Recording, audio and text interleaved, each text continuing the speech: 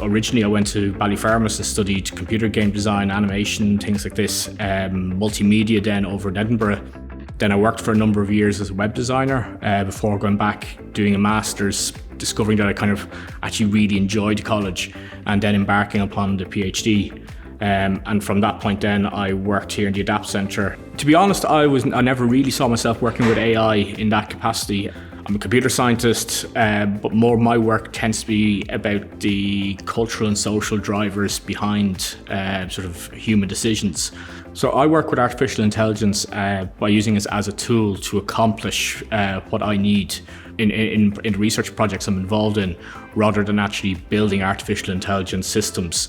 I don't think I've got the maths and computer science skills for that part of us. I suppose one of my favourite things about my career, or the career that I'm in, is that we have an awful lot of independence. We're expected obviously to deliver on projects, and we're expected to hit deadlines, and expected to sort of, get the tool up and running or to have the deliverable in on time. But we also have a huge amount of independence of what we work on and what direction we decided we're going with in our career. Computer science is vast. There's everything from working on the design of airplane engines to working with historical documents. You could explore things independently and make your own career and what fits your interests. And the benefit of that is that if you're working on what you're interested in, the work seems easy.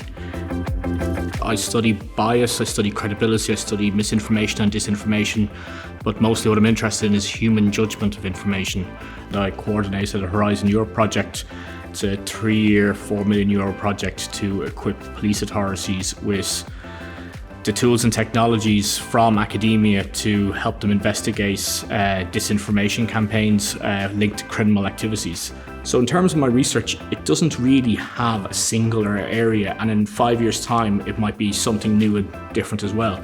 And that's one of the good things about academia and about working here in the Adapt Centre, is that we can evolve and change with what is important, while also, keep going back to what has interested us in the beginning.